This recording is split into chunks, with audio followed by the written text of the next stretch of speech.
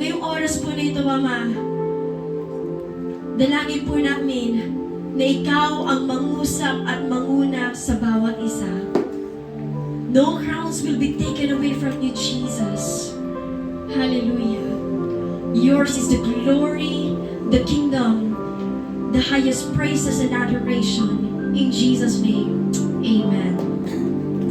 Praise God. Hallelujah. Sige po, maaari na po tayong maupo.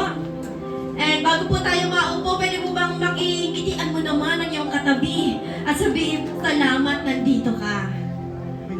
Amen. Praise God. Sige po. At salamat po sa ating Panginoong Jesus dahil tayo po ngayon ay mag-aaral ng Acts 2.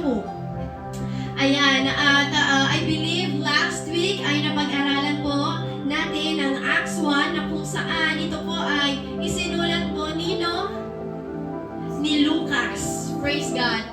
At ito po ay isinulat ni Lucas na very detailed.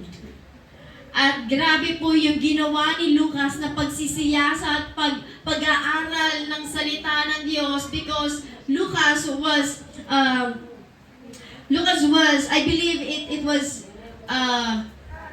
accompanied by Peter and Paul. Amen po ba? So, siya po ay walang personal encounter ni Jesus nung nabubuhay pa si Jesus, but it was passed on sa kanya lamang. Amen? Ngunit, we praise God because, sabi nga po, ano po yung profession ni Lucas noong mga panahon na yon? He was a physician. And knowing the physician, meron silang systematic na pag-aaral sa lahat ng bagay, and they are seeking for truth. And we know and we believe that the book of Acts is carefully studied by Luke. Amen. And it was now passed on to us. At ito yung pinag-aaralan natin ngayon. Amen. So in the Acts 1, pag-aralan natin yung ascension ni Jesus Christ at kung paano nagbigay si Jesus ng instruction na huwag muna kayong aalis sa Jerusalem. Yun po yung sinabing instruction ni Jesus sa kanyang mga disciples at sa mga Kristiyano ng mga panahon na yun. Sabi niya, huwag muna kayong aalis, manatili kayo, hintayin nyo ang pagbaba ng banal na Espiritu. Amen? And Jesus ascended to heaven 40th day after His resurrection. At pagkatapos noon, dahil nga si Pedro po ay ang siyang nanguna para magkaroon ng palabunutan. Dahil nga nasusulat sa scripture na 12 ang disciples. And hindi po ba't wala na si Judas noong mga panahon na yun at they casted lots. And it turned out Matthias. Amen po ba? At alam niyo po ba, it was the first and last mentioned in the Bible about Matthias.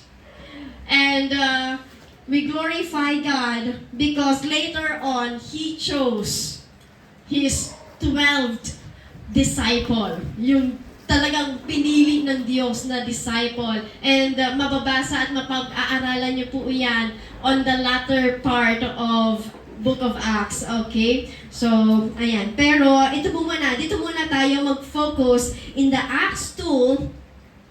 At ang Acts 2 po, ay inilagay po natin sa apat na bahagi according in the book of, in the translation of New King James. Dito po ay in the Acts 2 to 1 to 4, all filled with the Holy Spirit. In the second part, Acts 2, 4 to 14, speaking or to speak with other tongues. Acts 2, 14 to 36, Peter's Spirit-filled sermon. And Acts 2, 37 to 47, the radical response. Okay? So, ngayon pag-aralan po natin. Ayan. So, konting background lamang po in Acts 1, 4 to 5, on one occasion, while He was eating with them, so this was pertaining to Jesus Christ, He gave them this command. Okay, nagbigay si Jesus Jesus na command. Sabi po niya, do not leave Jerusalem, but wait for the gift my Father promised. Okay? Yung pinangako ng aking Ama. Sabi ito, which you have heard me speak about. For John baptized with water, but in a few days, you will be baptized with the Holy Spirit. And it was clearly mentioned by Jesus Christ in John 15 and 16 about the coming of the Holy Spirit. Amen? At kung paano ito ay magiging companion and helper natin. The advocate. Amen? So, ngayon, tingnan po natin. At yung manifestation ng pagbaba ng banal na spirito. So, in Acts 2, the Holy Spirit comes at Pentecost. So, ito po ay nasa New King James Version dahil I believe mas mapapadali yung pag-extract natin sa English version kasi mas malinaw. So, sabi po dito, when the day of Pentecost had fully come, they were all with one accord in one place. So, napag-aralan po natin in last time, in Acts 1, that they were 120. Amen po ba? And they are in the upper room. So dito, it's not stated if they are still in the upper room but in one place. But we clearly know that they are as one. Amen? In one accord. At sabi po nito, nagbigay ng araw. It was a day of Pentecost. At alam niyo po, Jewish people, and they are truly following Jewish traditional events. At kung makikita po natin, na yung coming of the Holy Spirit at a day of Pentecost has a very significant meaning to their events. Na nasusulat, ito po ay nasusulat in the Leviticus 23. Sabi po dito, ito po ay sinabi ni Yahweh na this is how you will celebrate. Okay? So, meron nagbigay ang Panginoon ng 7 feast sa kanila. At ito yung kailangan nilang i-celebrate. Dito po, ay, yung una, ito po ay the Passover o the Pesach. The day of Passover. Na kung saan, this is, sabi po dito na Jesus is the ultimate Passover lamb whose sacrifice redeems from sin, mirroring Israel's deliverance from Egypt. So, in Leviticus 23, sinabi ni Yahweh na you should celebrate. Huwag niyong kakalimutan. The day of Passover. Ano po yung Passover? Nung time na sila po ay nagkatay ng lamb. Tama po ba? The perfect, sabi nga po, yung walang kapintasan na lamb. Na siya, yung dugo ay ipapahid saan daw po? Sa doorpost para hindi daw sila matamaan ng, anghel ng kamatayan. Amen po ba? Naalala niyo po yun? So, sabi po dito, yung ito ay pag-alaala ng Passover o di kaya yung paglisan nila from the slavery in the hands of Egypt to the promised land, Canaan. Okay? So, dito po, ngunit, ito pala, yung Passover na ito ay mayroong significance in Jesus' time. At ito po, ay sabi po dito, Jesus is the ultimate Passover lamb. Siya yung, kordero. Ano po ba? Yung kordero, yung lamb, yung perfect sacrifice. Na, sabi nga po, delivering us, sinners, into His light. Amen? So, yun po pala, yung manifestation ng feast na ito at naganap nga nung panahon ni Jesus Christ. At sabi po ito, the unleavened bread. So they should celebrate unleavened bread. Ano yung unleavened bread? Yung tinapay na walang pampaalsa. So sabi nito, bakit kaya? So represents removing sin and living a pure life, a state achieved through Christ's atoning sacrifice. So, siya mismo, even Jesus, nagpakilala siya that He is the living bread. I am the bread of life.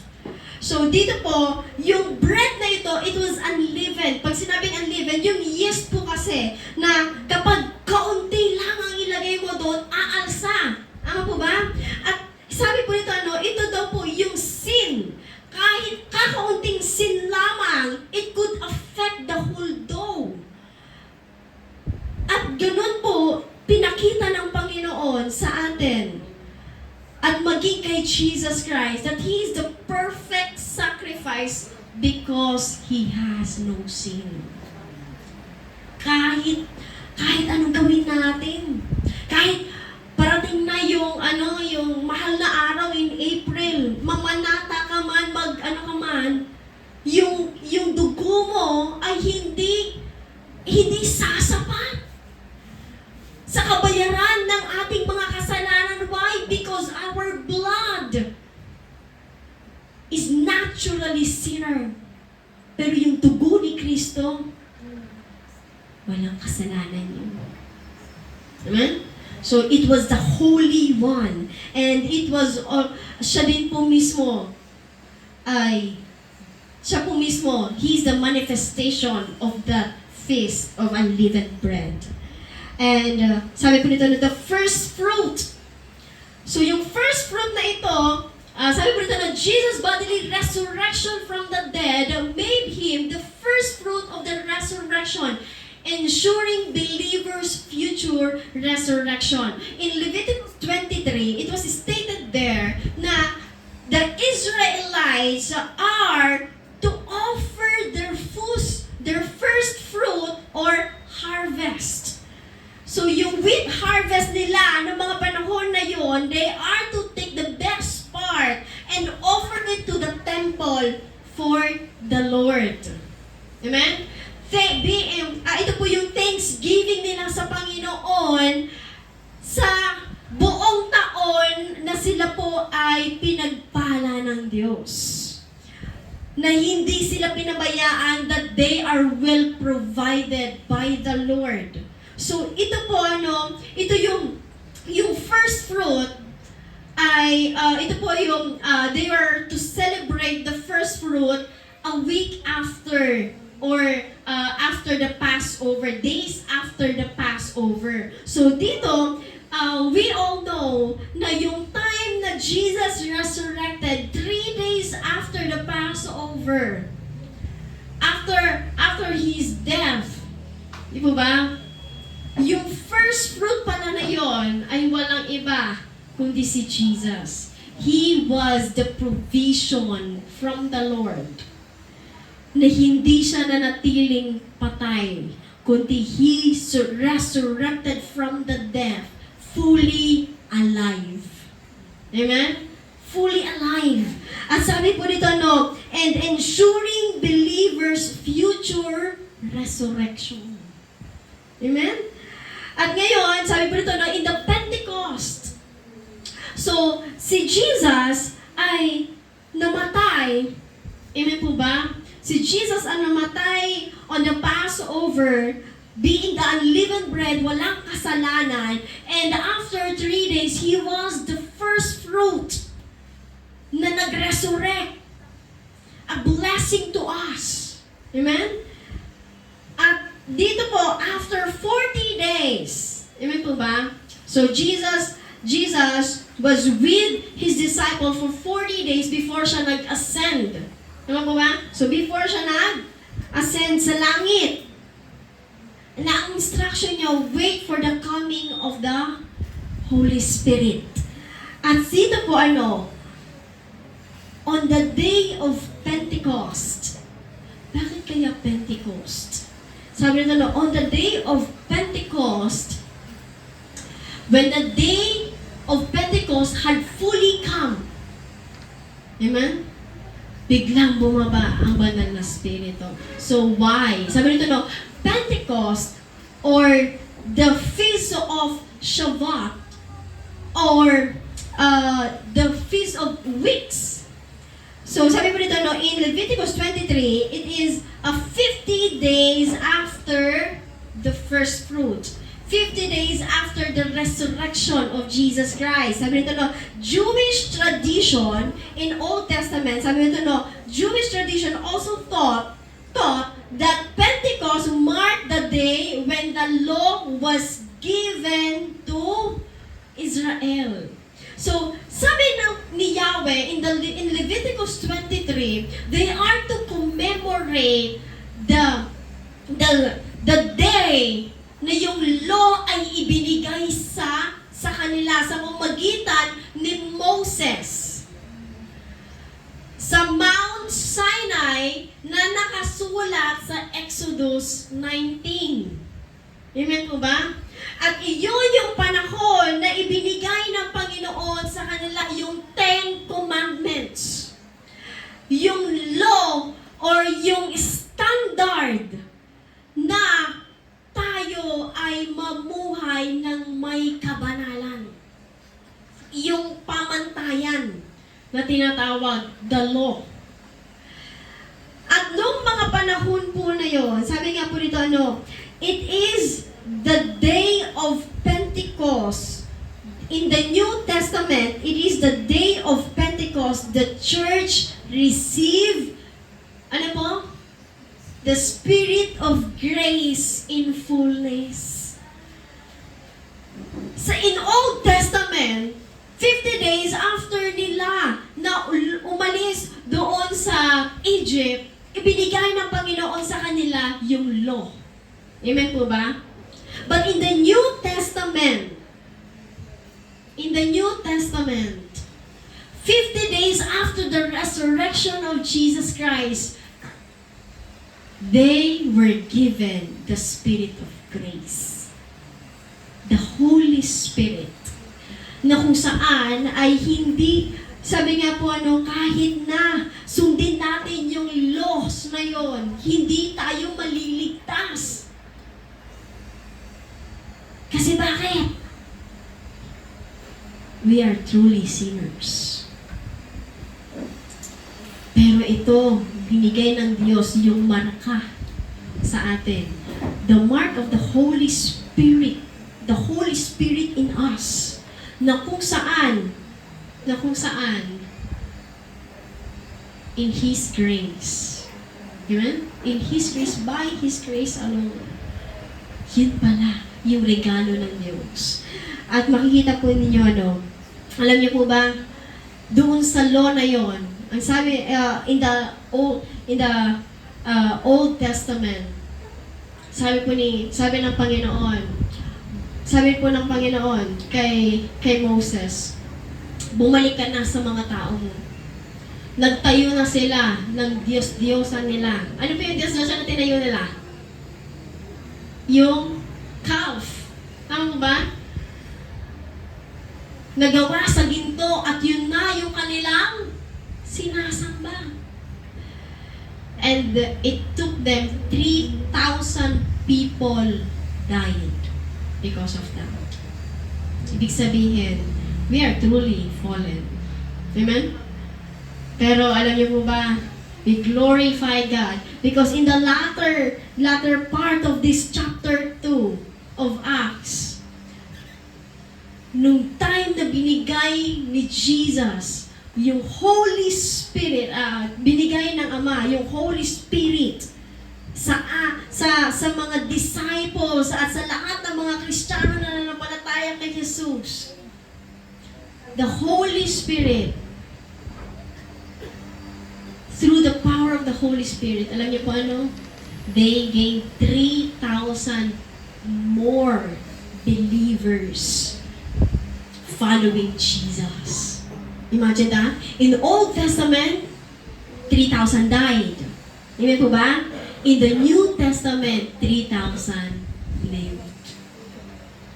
So, there is a very significance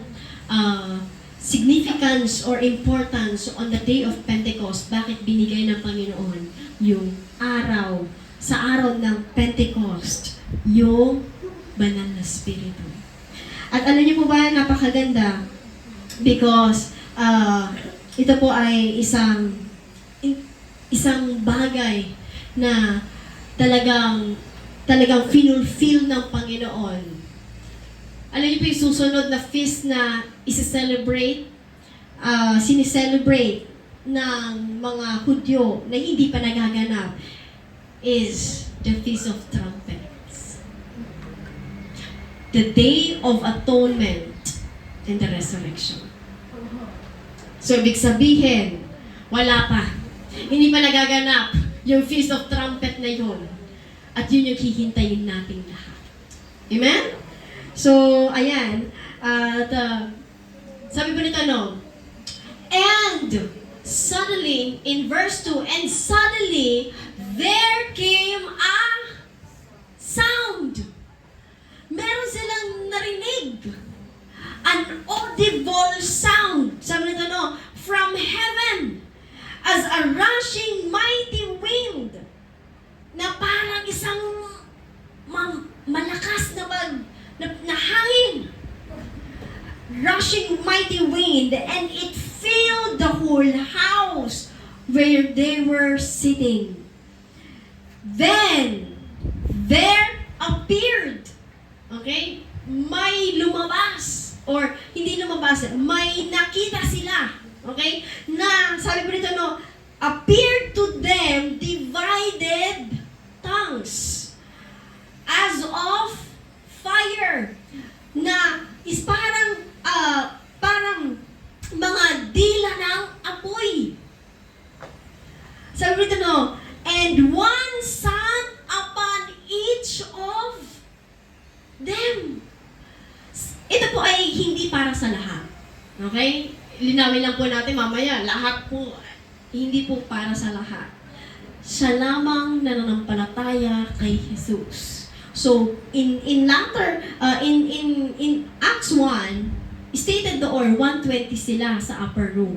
So, ibig sabihin, yung mga believers ng mga panahon ni Jesus Christ, nung time na namatay si Jesus at nag-resurrect, nag-ascend, total of 120 believers lang.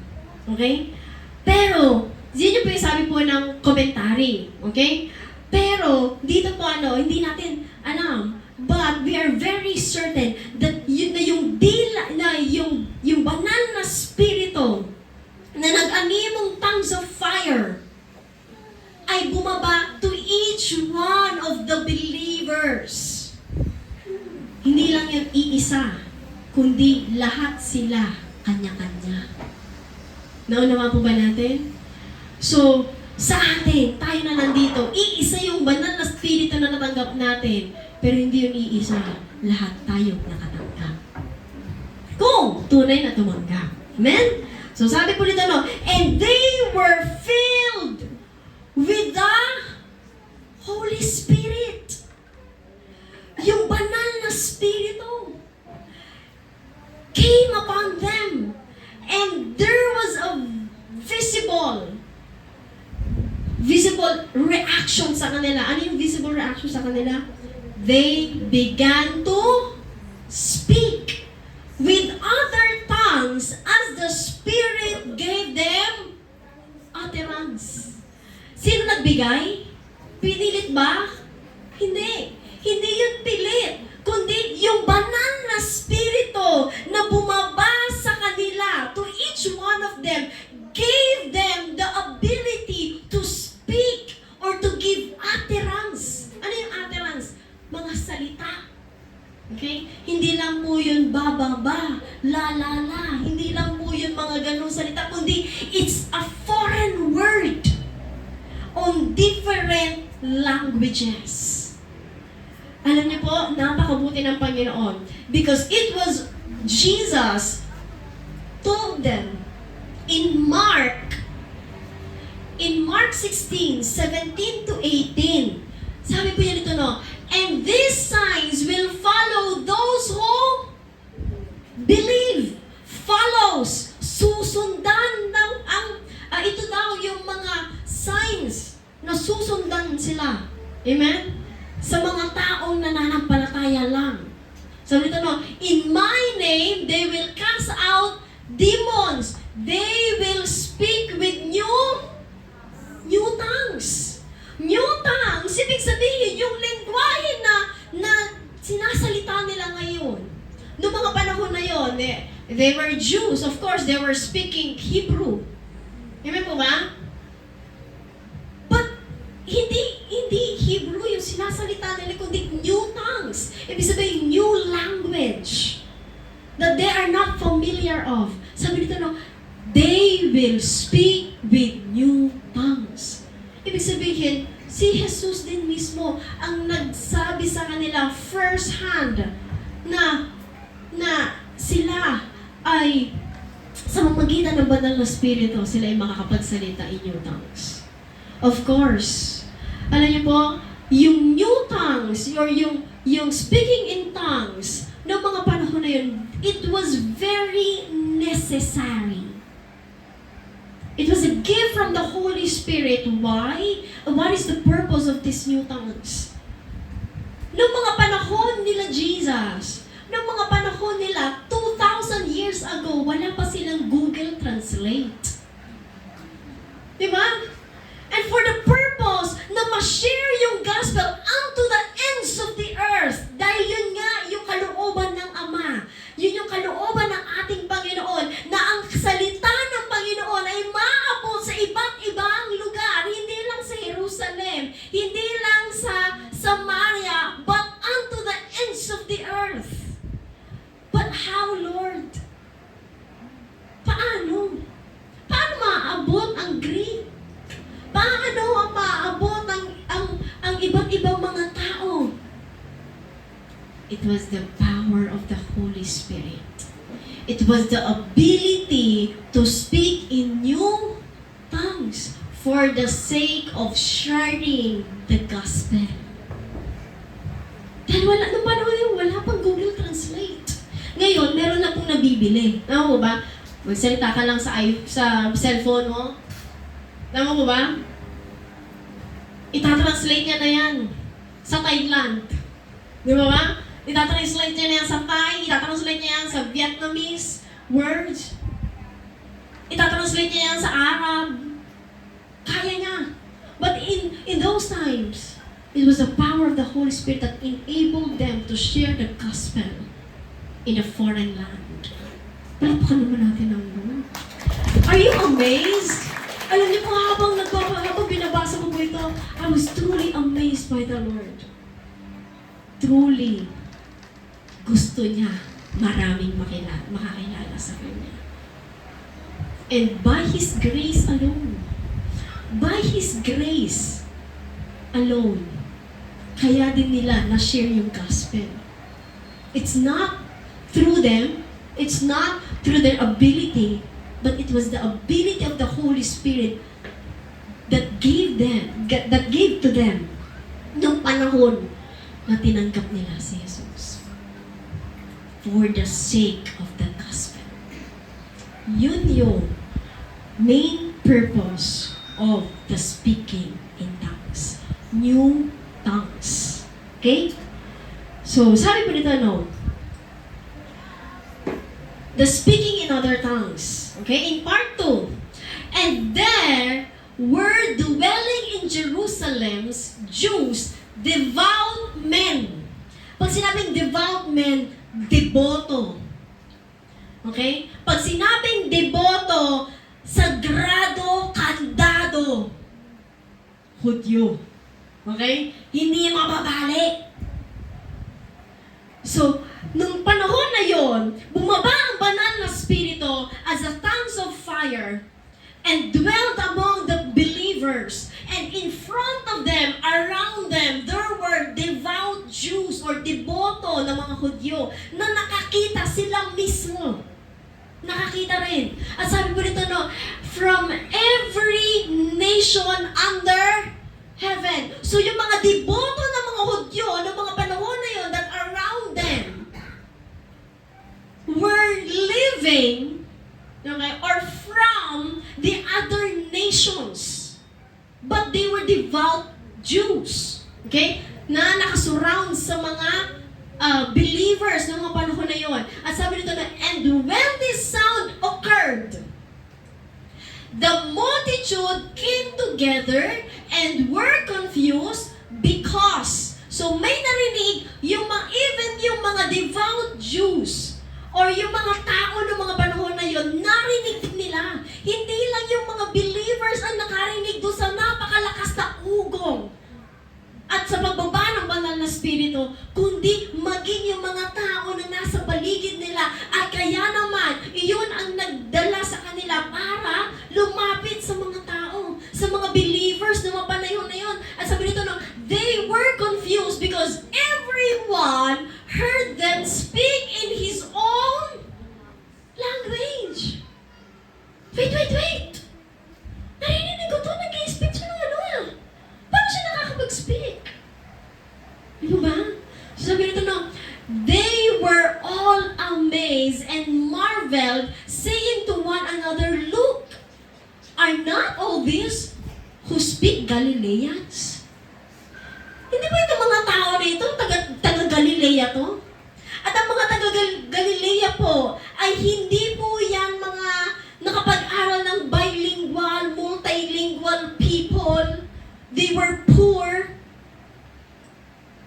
But how are they being able to speak in new languages?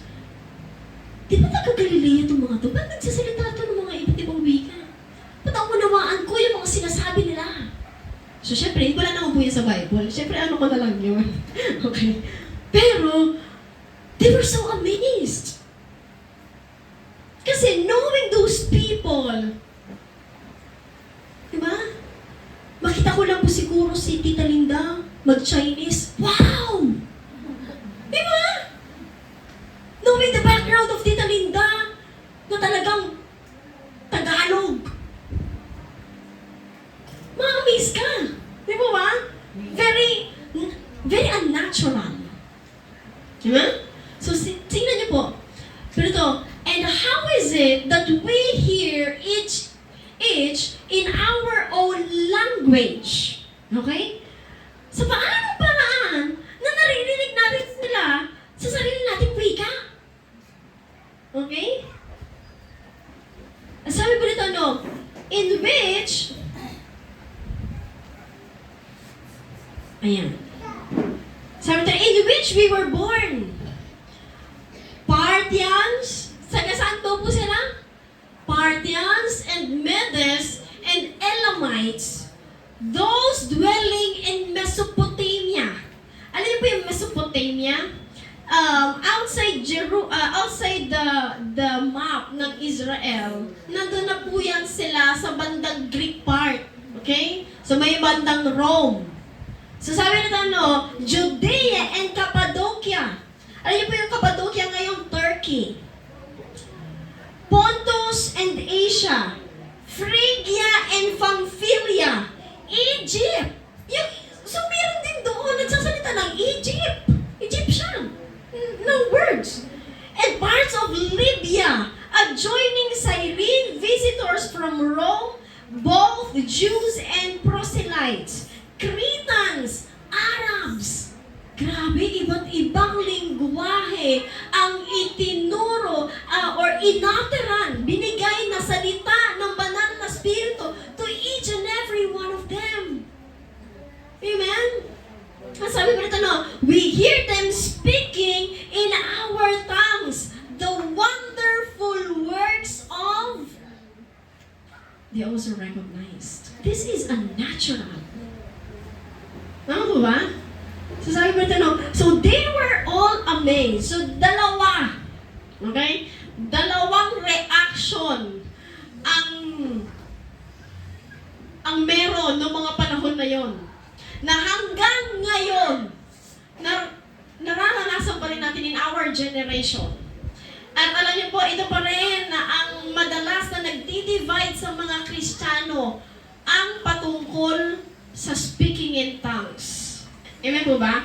Napakaraming mga usapin, napakaraming debate ang patungkol sa speaking in tongues, but you know what? Ito po ay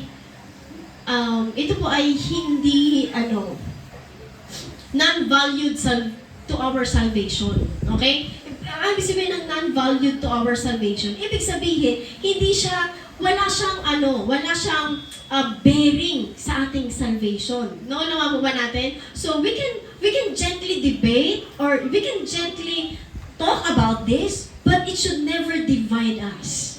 Amen? Hindi dapat ito ang nagdi-divide sa ating mga tayo lang Kristiyano. But we are of course, as we are digging the Word of God, we should be knowledgeable kung ano ba ang ibig sabihin ng speaking in tongues. Amen? Kasi sabi nga din ni Paul in 1 Corinthians 12, I don't want you to be ignorant.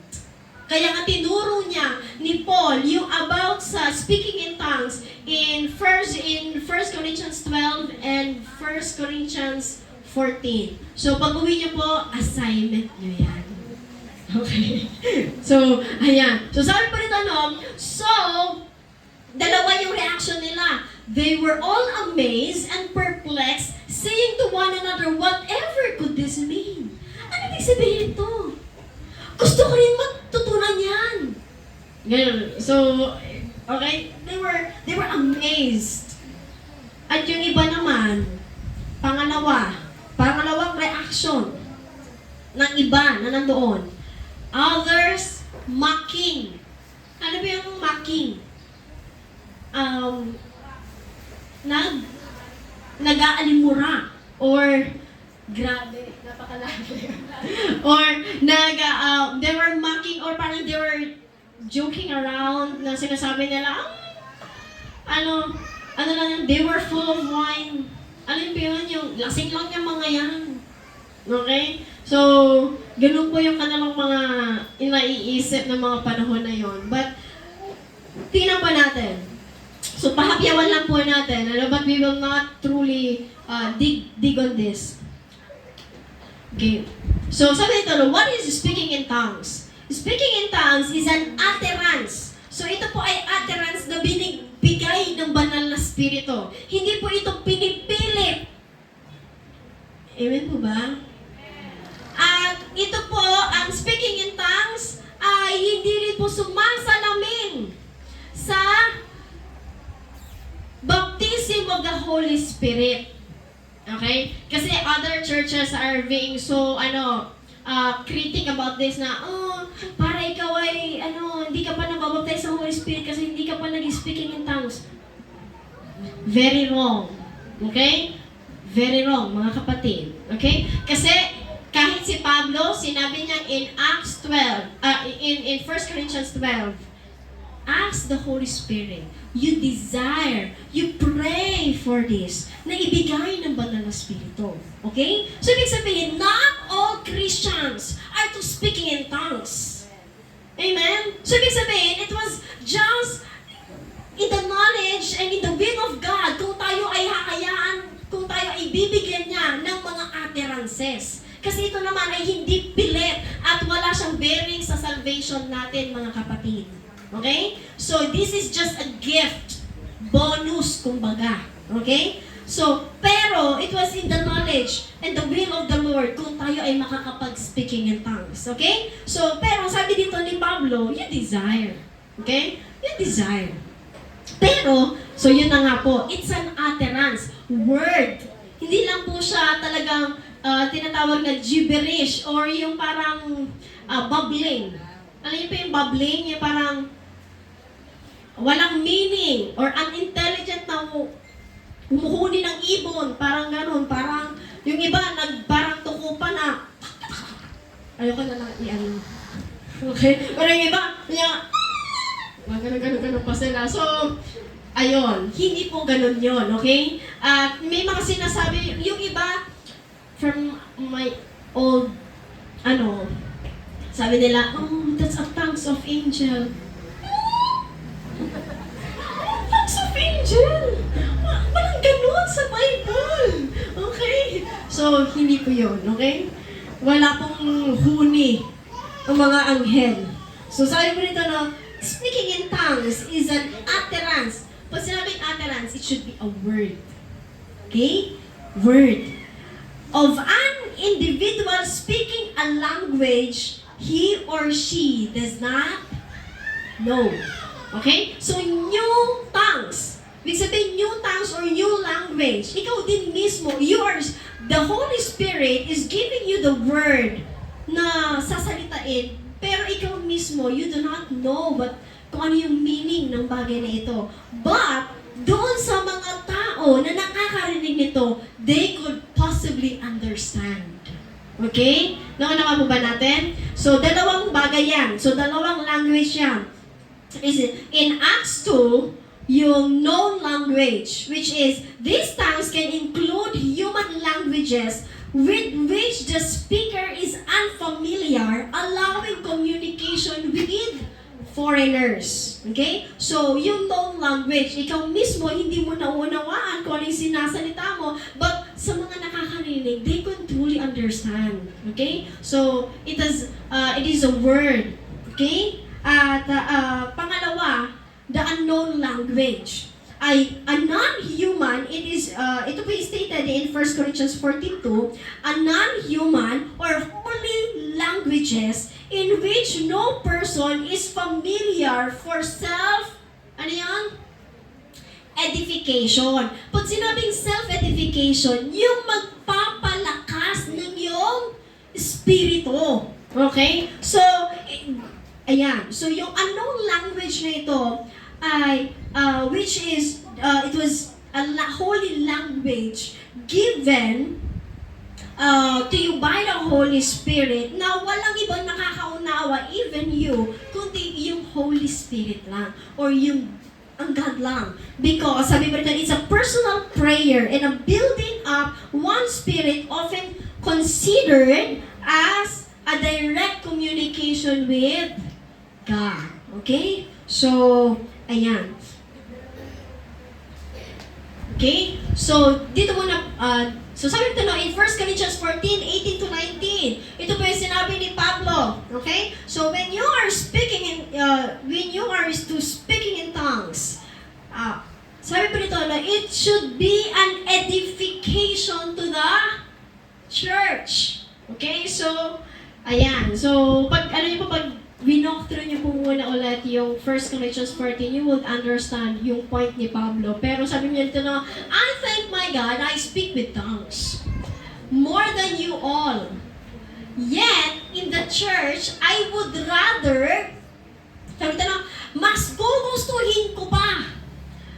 I would rather speak 5 words with my understanding, yung nauunawaan ko, that I may teach others also, na makakapagpalakas sa iba, than 10,000 words in a tongue, na hindi naman niya nauunawaan at nauunawaan ng marami inside the church. So, ibig sabihin, yung language, yung speaking in tongues should be interpreted. Okay? Kaya kung meron daw dito, may gift of speaking in tongues, you ask the Lord na magbigay din ng interpretation of tongues. So, yun naman po ang nasusulat sa 1 Corinthians 14. Nauna po ba natin mga kapatid? Okay, sige po. So, dito po. So, nung mga panahon na yon, balik po tayo doon. So, they were speaking in known languages. Okay? Though they are speaking in tongues, they are speaking in known languages. At yung speaker, hindi niya nauunawaan yon, because it's an utterance from the Holy Spirit. Pero yung mga tao na nakakarinig sa kanila around that place, yung mga devout Jews from other nations, nauunawaan nila. It means it's a known language and utterance given by the Holy Spirit. At sabi nito in part 3 of Acts 2, Peter's Spirit-filled sermon. So, dito po, Tagalog version na po tayo. Okay? So, Tagalog version na po. So, Sabi nito, no, kaya tumayo sino? Si Pedro. Okay? Kasi ang daming kaguluhan eh. Tapos, ang dami yung sasabi, lasing lang yan, mga ganyan. Okay? So ngayon, si Pedro, being spirit-filled at that moment, ang sabi niya, tumayo si Pedro, kasama ng 11 apostol, at nagsalita. At nagsalita ng malakas. Alam niyo po, grabe yung ginagawa ng banal na spirito kay Pedro ng mga panahon na ito. Why? Because we all know kung ano yung naganap kay Pedro before Jesus died. Tama mo ba? Like 50 days ago, si Pedro ay ano daw? Ano yung ginawa ni Pedro? Dininay niya si Jesus Christ. Tapos sabi niya, hindi ko kilala yan. 3 times. Amen? But this time, when the Holy Spirit came upon him, being so spirit-filled, si Pedro ng mga panahon na yun, tumayo. With such boldness. Nang sabi niya, kasama ng 11 apostol at nagsalita ng malakas. Samantala ng panahon na yun, hindi ko kilala yan si Jesus. Pero nung bumaba na yung Holy Spirit sa kanya, talagang pinalakas ng Diyos ang loob niya. Sabi nito, no, nagsalita siya ng malakas. Mga taga-Judea! Di ba ba? Sabi nito, no, at kayo lahat na nakatira sa Jerusalem, pakinggan ninyong mabuti ang sasabihin ko. Talagang no? Talagang inire-irriterate. Sabi ito na, hindi lasing ang mga taong ito. Gaya ng palagay ninyo, 9:00 pa lamang ng umaga ngayon. Sabi sabihin anong oras? 9:00 pa lang. Okay? Sabi ito na, ang nakikita ninyo ay katuparang na ipinapahayag ni Propeta Joel. So yung alam niyo ba yung shinare dito ni Pedro, it is not, hindi siya prepared ng mga panahon na yun. It was truly the Holy Spirit speaking through him. Amen? At ang sabi niya dito, ayan, in English muna po ulit tayo. Pasensya na po kayo. Kasi mas mauunawaan po natin ito sa English. Sabi nito, and it shall come to pass. So sabi dito sa New King James Version of Joel 2. Okay? And it was also written in Acts 2, 17-18. Sabi nito, and it shall come to pass in the last days, says God. So, sabi nito, ito'y magaganap sa mga huling araw. So, sabi nito, that I will pour out. So, we all know that Joel was a prophet in the Old Testament. Amen po ba? Okay? And it was, we don't know. But it was years later. Okay? Then nung time na dumating si Jesus Christ, could be 500 years after. Okay? Pero tingnan po natin. Sabi ito, that I will pour out my spirit on all flesh. Sabi ito, your sons and daughters will prophesy. Your young men shall see visions. Your old men shall dream dreams, and on my men servants, on my maid servants, I will pour out my spirit in those days, and they shall prophesy. So ito, kinote ito ni Pedro, na yung nagaganap sa kanila nung panahon na yon ay hindi dahil sa kalasingan, kundi dahil ito ay matagal nang nasusulat sa kanilang Tanakh o Torah or sa kanilang scripture na sinulat ni Prophet Joel na nagmamanifest na sa panahon nila. Okay?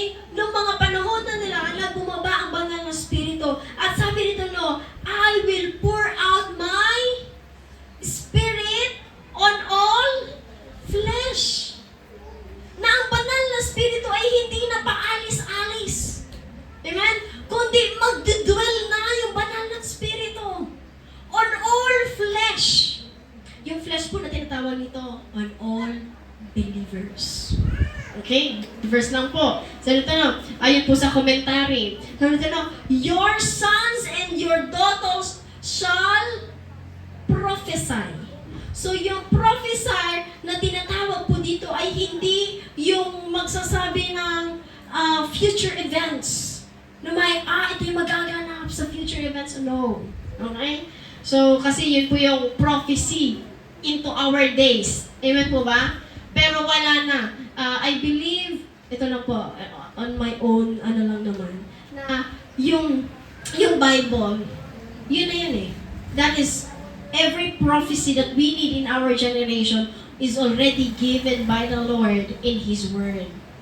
Amen po ba? So, naghihintay na lang tayo sa mga kaganapan ng mga prophecy na yun. But, sabi dito no, your sons and daughters will prophesy. Yung prophesy na sinatawag po dito ay mga ngaral. Okay? Or magsasalita ng message ng Panginoon through His words. Amen po ba? Amen po ba? Kasi ano niya po, grabe. Ngayon nauunawaan ko na. Kasi before, hindi ko nauunawaan. Kasi before, when, ito yung dati ko pong inanuhan, ang lagi nila pong sinasabi sa amin ay, ito ang prophecy sa'yo. Ito ang pinapasabi ng Diyos sa'yo. Wala na po palang ganun. Okay? So, hindi na pala siya ganun. Yung prophecy na tinatawag po dito ay yung prophecy na mangangaral ng salita ng Diyos. Okay? So, sabi nito no, your young men shall see visions. Okay? Sabi nito no, your old men shall dream dreams. Bakit kaya old men ang mananaginip? Baka lagi na pong tulog yung mga kananayan at mga katatayan. Okay? Pero, sabi nito no, and on my maid servants, men servants, and on my maid servants, I will pour out my spirit in those days, and they shall prophesy. Okay? They will be a messenger of the Lord. Sabi nito, ito na yung prophecy na tinatawag. I will show wonders in heaven above and signs in the earth beneath, blood and fire and vapor of smoke. The sun shall be turned into darkness, the moon into blood. So, ito na po yung magaganap in the last days. Sabi nito no, before the coming of the great and awesome day of the Lord. And it shall come to pass that whoever calls on the name of the Lord shall be saved. So ito po yung kinote ni Pedro. Amen? Na sabi niya, hindi sila lasing, kundi ito na yung manifestation na sinabi ng Panginoon through Prophet Joel na bababa in all flesh. Okay? In all flesh, babae at lalaki. Okay? Hindi na lang sa lalaki. Okay? Kundi maging sa kababaihan ay gagamitin din ng Panginoon sa pamamagitan ng banal na spirito to be a messenger. Okay? So sabi nito no, mga Israelita, pakinggan ninyo ito. Sabi nito, mga Israelita, pakinggan ninyo ito. Si Jesus na taga Nazaret ay sinugo ng Diyos. Pinatunayan ito ng mga himala, mga kababalaghan, at mga palatandaang ginawa ng Diyos sa pamamagitan niya. Alam ninyo ito sapagat ang lahat ng ito ay naganap sa kalagitnaan niyo. So ito po ay sinasabi ni Pedro ng mga panahon na yon sa mga tao na naroon in the devout Jews, mga debotong Hudyo waiting for explanation kung ano bang nangyayari sa kanila. Sa mga nagsasalita sa iba't ibang wika. At ito'y sinasabi ni Pedro sa kanila na, you know what, tingnan niyo po, the Holy Spirit will not let the signs and the wonders be exalted. Amen? The Holy Spirit will always turn everything to Jesus Christ. Na yung signs and wonders na yan ay nagaganap all because of Jesus Christ. Amen?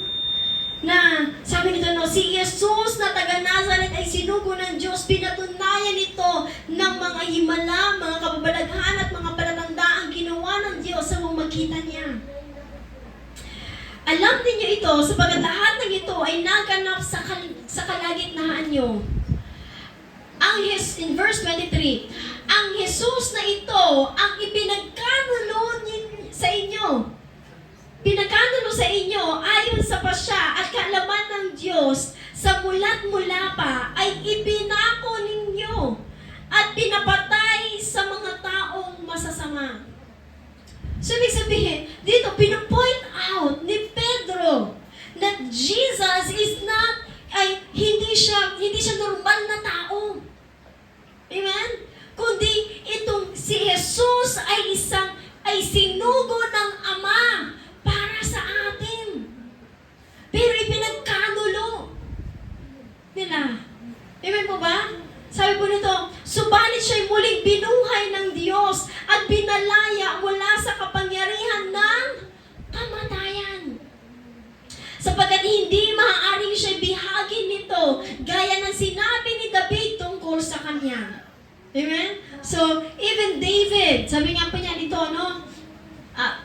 Ibig sabihin, ito po, pinatutunayan ni Pedro sa mga debotong Hudyo na ayaw tumanggap kay Jesus that Jesus is different. At siya yung pinrovide ng Panginoon, ng Ama sa kanila. Pero pinagkanulo nila. At maging si David ay siyang pinatunayan sa salita niya. Sabi niya ito, gaya ng sinabi ni David tungkol sa kanya. Ano ba sinabi ni David? Nakita ko ang Panginoon na lagi kong kasama. Hindi ako matitinag sapagkat kapiling ko siya. Dahil dito, natuwa ang puso ko at ang mga salita ko'y napuno ng galak at ang katawan ko'y nananatiling may pag-asa. Sapagkat ang kaluluwa ko'y di mo pinabayaan sa daigdig ng mga patay. At hindi mo hahayang makaranas ng pagkabulok ang iyong banal na lingkod. Ituro mo sa akin ang mga landas patungo sa buhay dahil ikaw ang kasama ko, ako'y mapupuno ng kagalakan. You know what? Itong verse na ito, pinaunawa ito ni Pedro. Tingnan po natin kung ano yung ibig sabihin ng verse na ito. Ayon sa commentary, it was passed on. This verse ay pinaunawa ng Panginoong Jesus kay Pedro kung ano ba yung ibig sabihin na to. So, ayun po yan sa mga commentaries. At kaya, he was able to explain this verse. Okay? So, sabi po dito, no, mga kapatid, sabi po dito, no, may katiyakang sinasabi ko sa inyo na ang ninuno nating si David. Okay? So, you know what? Jewish people, mga debotong mga Hudyo, they're very particular about their scriptures about David and his psalms and words. So, kailangan talaga na ipipinpoint na even David saw someone greater than him. Okay? So, ito po yung pinapoint out ni Pedro. Sabi nito, may katiyak na sinasabi ko sa inyo na ang ninuno nating si David ay namatay. Namatay mo ba si David? Yes. Inilibing at naririto sa kanyang libingan hanggang ngayon. Okay? So, yung katawan ni David, amen? Nandoon. Nakalibing. Siya'y propeta at alam niyang ang pangako sa kanya ng Diyos. na magiging hari katulad niya ang isang magmumula sa kanyang angkan. Sino yung angkan na yon na tinutukoy dito? Walang iba kundi sino? Si Jesus. Na from His offspring ay magmumula ang hari. Amen po ba? So someone he is recognizing, David is recognizing someone greater than him. Amen po ba? That is coming from his offspring. Magmula sa kanyang angkan. At ito'y walang iba kundi sino? Si Jesus. At sabi niya nito, noon pa man ay nakita ni David ang muling pagkabuhay ni Kristo, ng Kristo. At ipinahayag niya ito ng kanyang sabihin, hindi siya pinabayaan sa daigdig ng mga patay. Even, sabi nga po niya nito, even David knows about the death of Christ.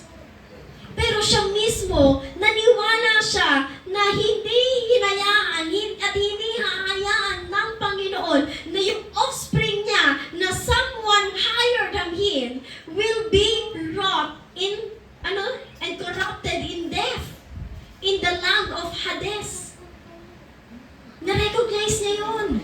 Kaya nga sabi nito, ang Jesus na ito ay muling binuhay ng Diyos. So, ito ay sinasabi ni Pedro na itong Jesus na ito na namatay ay hindi hinayaan ng Diyos na mamatay. Kundi siya ay binuhay. At siya po ay binuhay ng Diyos. At saksi kaming lahat sa pangyayaring iyon. Ito ay sinasabi ni Pedro na Jesus is not dead. Jesus resurrected from the dead. So ito po yung sinasabi ni Pedro sa mga debotong Hudyo. At sabi niya nito, at saksi kaming lahat. Siyempre, nakausap niya po si Jesus eh. Di po ba?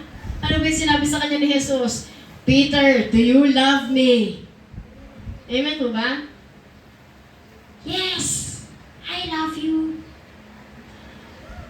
Feed my sheep. Di ba? Siya mismo eh. At siya mismo, nakita niya si Jesus. He's not dead. Jesus is alive. At yun ang pinapahayag niya sa mga deboto na yun. Sabi nito, pinaupo siya sa kanan ng Diyos at tinanggap niya mula sa Ama ang ipinangakong Espiritu Santo. Ito ang kanyang ibinuhos sa amin, tulad ng inyong nakikita at naririnig. So ito ay isang pagpapaliwanag ni Pedro sa kanila na kung bakit nakakapagsalita ng iba't ibang wika ang mga tao na ito, ang mga believers na ito, it is all because of the Spirit of Jesus Christ. Amen po ba? Amen? So, kasi hindi nga patay si Jesus. So, sabi ito hindi si David ang umakyat sa langit, kundi sinabi lamang niya, sinabi ng Panginoon sa aking Panginoon. Okay? Maupo ka sa kanan ko. Hanggang lubusan kong mapasuko sa iyong ang mga kaaway mo. Kaya't dapat malaman ng buong Israel na ito si Jesus na ipinako ninyo sa krus ay siyang ginawa ng Diyos na Panginoon at Kristo. So ito, Peter is boldly proclaiming. Alam niyo po, yung mga panahon na yon, there were Pharisees, there were Sadducees, mga deboto ng mga Hudyo. And you know what, Sadducees? They do not believe in the resurrection from the dead. Amen po ba? Pero ito, yung boldness ni Pedro, na ipinapangaral niya, Jesus resurrected from the dead, He is alive.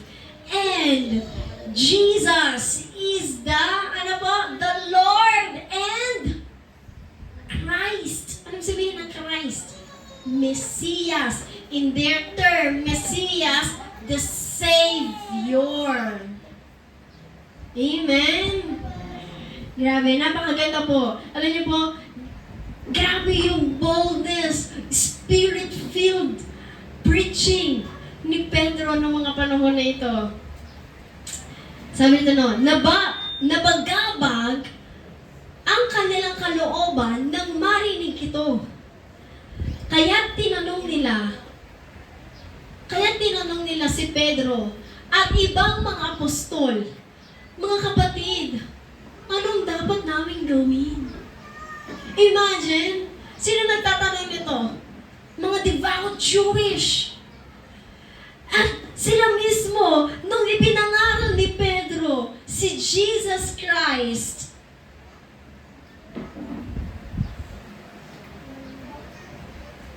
grabe yung pag-turn.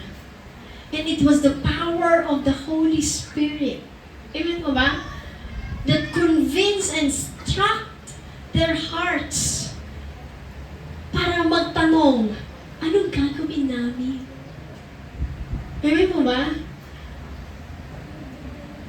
Sabi ko nito, sumagot si Pedro. Sabi niya po niya nito, anong gagawin namin? May pako namin siya sa krus. Of course, ito hindi naman po nakasulat ito, but ito yung in the commentary, ito yung sinasabi at the back of their minds na what are we gonna do? Ano gagawin natin? Kasi sabi nga po ni Pedro, pinaako niyo sa krus. So sabi nito, what are we gonna do? Ang sabi nito, sumagot si Pedro, pagsisihan ninyo, talikuran ang inyong mga kasalanan at magpabautismo kayo sa pangalan ni Jesucristo upang kayo'y patawarin at tanggapin ninyo ang kaloob ng Espiritu Santo sapagkat ang pangako ay para sa inyo at sa inyong mga anak at sa lahat ng nasa malayo sa bawat taong tatawagin ng ating Panginoong Diyos. Wow! What a beautiful hope. Amen? What a beautiful hope. That after they did that to Jesus, after nilang ipagkanulo at ipapako sa krus, Jesus still gave them the hope. The hope that they can still be saved. Ano yung sabi? Pagsisihan ninyo at talikuran ninyo ang inyong mga kasalanan. Repent and turn away from your sins. This is the gospel. Amen? This is the good news. Amen po ba? This is the good news. Nasabi niya nito, magpabautismo kayo sa pangalan ni Jesucristo upang kayo'y patawarin. Tanggapin ninyo ang kaloob ng Espiritu Santo. Imagine na, pinagkanulo mo na. Pero sabi lang ng Panginoon, through Peter, be saved, repent, turn away from your sins. Sabi nito, and be baptized in the name of Jesus Christ. No other name. Amen? Amen po ba? There's no other name. Only through Jesus Christ. Because we will not be saved in any other's name. Only in Jesus' name. Amen? At sabi nito, upang kayo'y patawarin. Ito yung baptism of the baptism of the water. Amen. At sabi nito, no, at tanggapin ninyo ang kaloob ng Espiritu Santo. Amen. The baptism of the Holy Spirit. You know what? Dito ko lang din naunawaan, Lord, ano yung sabihin ng baptism of the Holy Spirit? When you allow the Holy Spirit to transform you, that is the baptism of the Holy Spirit. Amen? When you allow the Holy Spirit to dwell in your heart, be transformed. Hindi siya through signs, wonders, and miracles, no? Pag, ay, hindi pa ata ako baptize sa Holy Spirit. No. So ito no, sapagkat ang pangako ay para sa inyo at sa inyong mga anak at sa lahat na nasa malayo, sa bawat taong tatawagin ng ating Panginoon. So ito no, marami pang ininahad si Pedro upang patunayan ang kanyang sinabi at nanawagan siya sa kanila, iligtas ninyo ang inyong mga sarili mula sa parusang sasapitin ng masamang lahing ito. Kaya, ang mga naniwala sa ipinangaral niya ay ano pong nangyari? Ano yung response ng mga tao? Ng mga devout Jewish, mga debotong Hudyo. Sabi nito, no, sila ay nagpabautismo at natatagaan ang mga alagad ng may 3,000 katao ng araw na iyon. You know what? Ito po yung sinasabi ko kanina, that in the Old Testament, when the law was given to Moses, amen po ba? On the day of Pentecost, 3,000 died. Amen? Kasi sila po ay nag-worship sa isang rebulto. At yung rebulto na yon, anong sabi nga ng Lord, the first commandment is that you shall not, ano daw po? You shall not worship any other gods. Pero this time, nung tinanggap nila si Kristo, they were life. And 3,000 on the day of Pentecost, in the New Testament, they gained 3,000 lives. Pwede mo natin palakpakan ng Lord. Grabe. I was so amazed. Kaya pala day of Pentecost, Kaya sabi nito, inilaan nila ang kanilang mga sariling upang matuto sa turo ng mga apostol. Tingnan niyo po, hindi lang sila basta tumanggap. Amen? Hindi lang sila basta nagpabautismo, kundi inilaan nila ang kanilang sarili para mas matuto pa. Sa mga turo ng apostol, magsama-sama bilang magkakapatid, magsalo-salo sa pagkainan ng tinapay at manalangin. In short, fellowship. And sabi nga po no,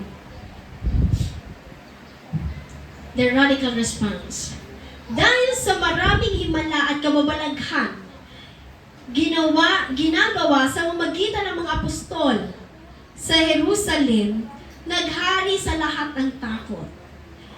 Nagsama-sama ang lahat ng sumasampalataya at ang kanilang mga ari-arian ay itinuring niya para sa lahat. Ipinagbili nila ang kanilang mga ari-arian. At ang pinagbilhan ay pinamahagi sa bawat isa ayon sa kanyang pangangailangan. So, noong mga panahon na yon, persecution was very strong. Amen. And Sila po ay talagang pero they were as one. Amen? They were as one. Even in the wealth, they are as one. So, pag nakikita nila na may pangangailangan ng bawat isa, yung kanilang ari-arian ay talagang pinagbibili nila. Amen? Parang ang lahat sa kanila ay pantay-pantay. Imagine? Grabe. Araw-araw, alam niyo po ano? This is what the Spirit-filled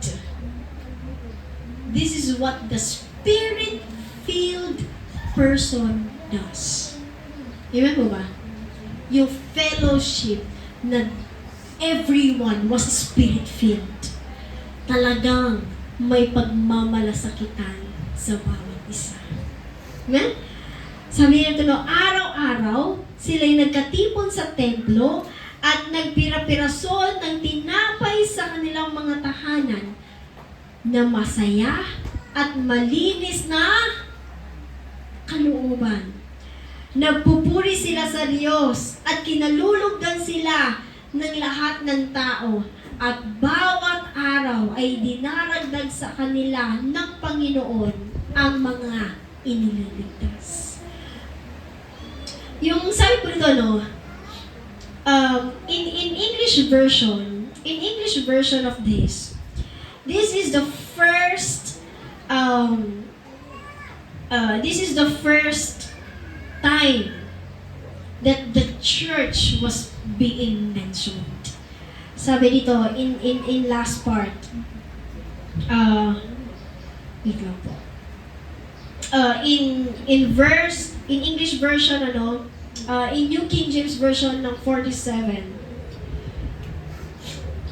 Praising God, having favor with all the people, and the Lord added to the church daily those who are being saved. So this is the first time that the word church was being mentioned. It was not a temple, hindi ito na kung saan tayo nagkakatipon, kundi yung mga tao. Amen? Yung mga tao na nagkakatipon, nagsasalo-salo, they were praising God. They are the church. Amen? Amen po ba? So, sige po, pwede mo ba tayong lahat tumayo? And can we pray to the Lord? Alam niyo po, napakaganda pala at napakasarap ng Spirit-filled fellowship. Amen. Kasi sila nga po, So, continually dealing with one accord. May pagkakaisa. Amen? With one accord. Hallelujah. Thank you, Jesus. Salamat sa araw na ito, Panginoon, na naunawaan namin ang iyong salita, particularly, Lord Jesus, in the Acts 2, na kung saan, Panginoon, ay bumaba ang banal na Espiritu sa iyong mga disipulo. How wonderful, Lord Jesus.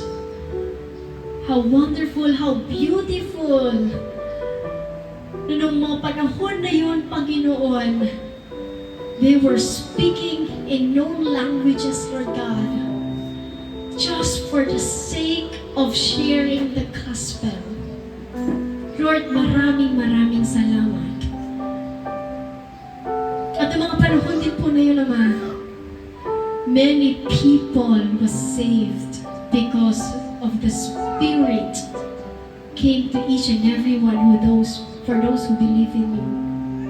Lord, sa oras po na ito, Panginoon, sa oras na ito, Ama, may we desire that Spirit-filled faith, Lord, that may we become a vessel where you can pour out your Spirit and to be a blessing to each and every one. Fellowshipping with your church, Lord, with your fellow believers, Lord, with one accord, one spirit, one truth. Praising you alone, Jesus. Lord, sa oras na ito, Panginoon, dalangin po namin, Ama, na patuloy mo pong katagpuin ang aming mga puso. May we become the vessel where you can pour out your gospel to those people who needs to hear your word. The hope, Lord, the hope that you are so willing to give for those people who want to accept you, Lord. Lord, maggamit mo kami, Ama. Maggamit mo kami, Panginoon, katulad ng ginawa mo